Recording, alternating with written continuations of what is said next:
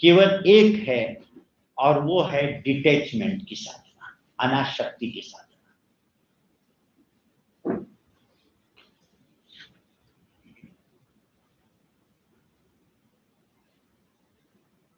हमें पान बहुत अच्छा लगता था खाने में। शास्त्री किया, आचार्य किया, कब तंबाकू का पान खाने की आदत पड़ गई मुझे नहीं मालूम पड़ा।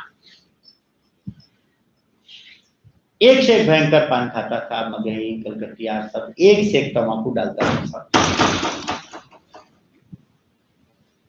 300 नंबर, 120 नंबर डालता था, फिर चौड़ी पत्ती भी डाल, तो एक पान में डाल करके इतने तंबाकू, जो आप में से शौकीन लोग होंगे जानते हो, भयंकर पान। डॉक्टर हो गए तब मालूम पड़ा कि ये तो मैंने गलत आदत डाल दी। कैसे छूटे? बरेली में था,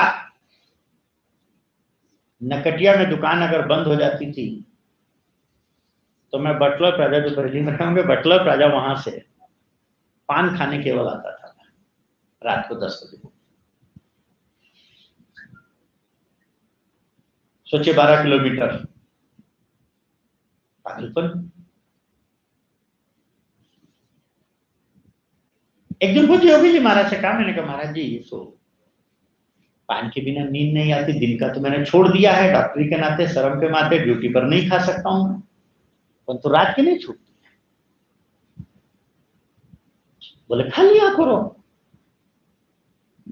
मैंने खा लिया करो तो ठीक है, मैं खा तो लूं, परंतु मैं तो इसका गुलाम हो गया हूं ना। अरे भाई मैं तो गुलाम हो गया, नौकर हो गया इसका। तो बोले बांट दिया करो। हंसी हंसी में कह दिया बांट दिया करो। शॉर्ट में बोला करते थे वो, इतना बड़े लेक्चर नहीं देते थे। नियम बना लिया, ढूंढा तो पूरे कैंपस में 4 लोग पान खाने वाले थे। अब 4 पान लगा करके लाना, 3 उनको खिलाना, 1 खुद खाना। आप कहेंगे लोगों की गंदी आदत डाल रहे थे तुम, तो आप में से बहुत से लोग कह सकते हैं इस बात को, क्योंकि तब मुझसे लोगों ने कहा डॉक्टर साहब तुम लोगों की आदत है, तुम आदत बिगाड़ रहे हो। मैंने कहा लो तुम खा लो। बोले हम कैसे खाएं? मैंने कहा क्यों, कौन खाएगा इसको? अरे भाई तंबाकू के पान को कौन खाएगा? जो हमसे ज्यादा नशेड़ी होगा ना वही तो इसको झेलेगा, नहीं कौन झेलेगा इस तंबाकू को?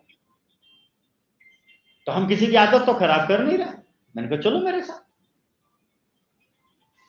ले गया, एक बुजुर्ग थे, उनके कमरे पर गया। मैंने कहा दादा भाई तुम पान लेकर के आते हो, अच्छा नहीं लगता। मैंने कहा पान नहीं अच्छा लगता है कि क्या नहीं अच्छा लगता? अरे बोले तुम लाते हो तो अच्छा नहीं लगता, तुम डॉक्टर हो इतने बड़े और तुम ला रहे हो तो ठीक नहीं लगता। मैंने कहा दादा मैं आपको अच्छा लगने के लिए नहीं ला रहा हूं, मैं चाहता हूं कि आदत मेरी छूट जाए, मैं गुलाम हो गया, मैं गुलामी छोड़ना चाहता हूं, इसलिए खिला रहा हूं आपको। बड़ी मेहरबानी होगी आप ले लोगे। और मेरे मित्रों, मुझे खुद ही नहीं मालूम कि कब मेरी वो आदत छूट गई, मुझे खुद ही नहीं मालूम।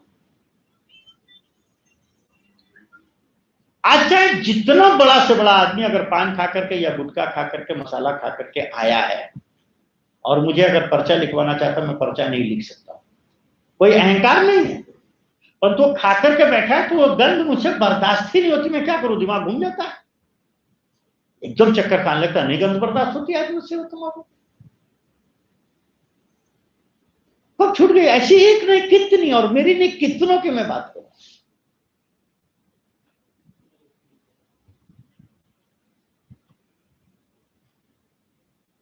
चाह गई, चिंता मिटी, मनवा बेपरवाह। चाह को मिटाने का केवल एक दुनिया में रास्ता है, और वो रास्ता है वितरण, पारायण, सीमित भोग। देने का काम बिल्कुल आप छोड़िए। गलत बात कहते हैं लोगों को, ये छोड़िए छोड़िए, छोड़ना कुछ भी नहीं है।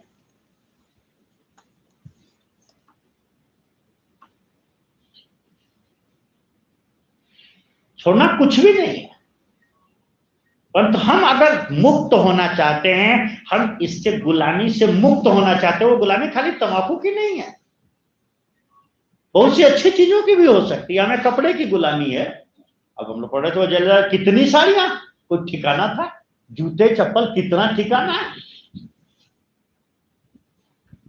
कोठियों पे कोठियां आदमी खड़े किए हैं, कोई ठिकाना है साहब इसका? रहना एक में है, कितना कितना होता है आसक्ति है। महिलाओं को गहने से आसक्ति होती है, आदमी को संपत्ति से आसक्ति, अचल संपत्ति से आसक्ति होती है। कहां से? ये सभी बंधन के कारण, क्योंकि ये सभी संस्कार बन जाएंगे हमारे। अरे जीवन में भी हमें दुखी करेंगे और मरने के बाद भी दुखी करेंगे। तो करना क्या है इसके लिए? इसके लिए सिंपल सा एक सूत्र है कि कम से कम जो चीजें हम 3 साल से 2 साल से उपयोग नहीं कर रहे, जो भी चीजें हमारे पास ऐसी हैं जो 3 साल 2 साल हो गया और हम उपयोग नहीं कर रहे, कम से कम उनके प्रति तो आसक्ति छोड़ सकते हैं। बहुत सी पेंटें होंगी, बहुत सी शर्टें होंगी, बहुत सी ड्रेसें होंगी, हैं कि नहीं हम लोगों के पास? क्योंकि अगर वो घर में पड़ी हैं तो याद रखिएगा संस्कार नहीं निकल पाएंगे आपके। ये संस्कार भी आपके निकालना मुश्किल पड़ेगी। तनाव मुक्त हो ही नहीं सकता घर में। आप माल रख करके तनाव मुक्त कैसे हो सकते?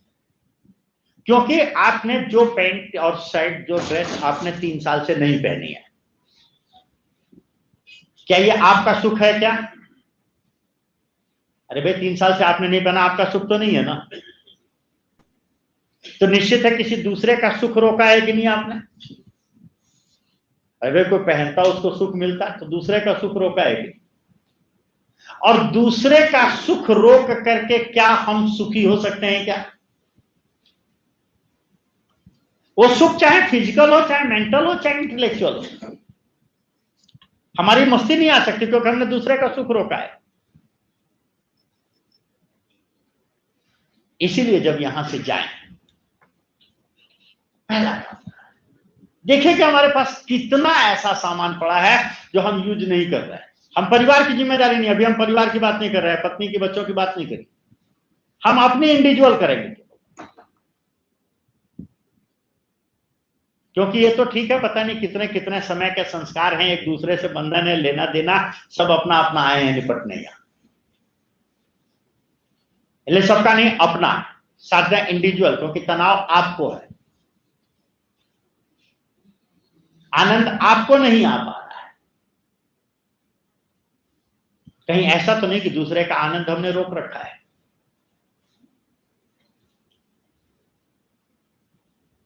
ढूंढे जितनी चीजें हैं, धीरे धीरे धीरे धीरे कोशिश करें। जब भी हमारे को जीवन में अचानक कभी लगे कि आज मस्ती में कमी है, मस्ती शब्द बुरा तो नहीं है ना,